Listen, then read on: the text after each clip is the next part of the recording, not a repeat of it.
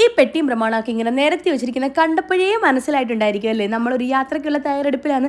അതേന്നേ, നമ്മളൊരു യാത്രയ്ക്കുള്ള തയ്യാറെടുപ്പിൽ തന്നെയാണ് നമ്മൾ നാട്ടിലേക്ക് വരികയാണ് ഗൈസ്. അപ്പോൾ അതിന് വേണ്ടിയിട്ടുള്ള ഒരുക്കങ്ങളൊക്കെയാണ്. അപ്പോൾ ലഗേജ് ഒക്കെ പാക്ക് ചെയ്തിട്ടുണ്ട്. എന്നിട്ട് ലാസ്റ്റ് മിനിറ്റ് ഷോപ്പ്, അത് മസ്റ്റ് ആണല്ലോ അല്ലേ?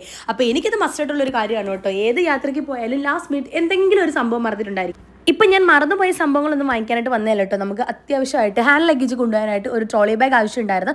അപ്പോൾ അത് വാങ്ങിക്കാനായിട്ട് വന്നതാണ് കേട്ടോ. അപ്പോൾ കുറച്ച് കളർഫുൾ ആയിക്കോട്ടെ എന്ന് വിചാരിച്ചിട്ട് ഈ ഇടിവെട്ട് കളർ തന്നെ എടുത്തിട്ടുണ്ട് കേട്ടോ.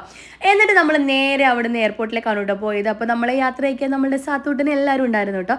അപ്പോൾ ശരിക്കൊരു വിഷമമൊക്കെ ഉണ്ട് കേട്ടോ. നമ്മളിങ്ങനെ വിട്ടു പോകുന്നതിന് സാത്തൂട്ടിനും ജാനുവിനും ഒക്കെ അത്യാവശ്യം നല്ല വിഷമം ഉണ്ടായിരുന്നേ. അപ്പോൾ നമ്മൾ നമ്മുടെ എയർപോർട്ടിൽ എത്തിയിട്ട് നേരെ നമ്മളുടെ ബാഗൊക്കെ ഒന്ന് റാപ്പ് ചെയ്യാനായിട്ട് കൊടുത്തിട്ടുണ്ട്, നമ്മുടെ ലഗേജസ് ഒക്കെ. എന്നിട്ട് നമ്മൾ നേരെ ദാണ്ട് ചെക്കിൻ ചെയ്യാൻ വന്നിട്ടുണ്ട്. അങ്ങനെ നമ്മുടെ ചെക്കിങ് ലഗേജ്, അതായത് ബാഗേജസ് ഒക്കെ നമ്മൾ അവിടെ ഡ്രോപ്പ് ചെയ്തിട്ടുണ്ട്. എന്നിട്ട് നമുക്ക് ദാണ്ട് നമ്മളുടെ ബോർഡിംഗ് പാസ് ഒക്കെ കിട്ടിയിട്ടുണ്ട്. ഇനി ട്വിസ്റ്റ് എന്താണെന്ന് വെച്ച് കഴിഞ്ഞാൽ നമ്മൾ ഇന്നല്ല കേട്ടോ നാട്ടിൽ പോകുന്നത്, തൊട്ടടുത്ത ദിവസമാണ്. അതായത് നമ്മൾ ഈ ചെക്കിങ് ചെയ്തതിൻ്റെ അടുത്ത ദിവസം, അതായത് ഞങ്ങളുടെ ഫ്ലൈറ്റ് നവംബർ 11-നാണ് കേട്ടോ. സോറി, നവംബർ 10-ന്. ഞങ്ങൾ ഈ ലഗേജ് ഒക്കെ ഡ്രോപ്പ് ചെയ്തത് നവംബർ 9-നാണ്. അപ്പോൾ അടുത്ത ദിവസം പോകുമ്പോൾ കൈയും വീശി കൂളായിട്ട് പോകാന്നുള്ള രീതിയിലാണ്.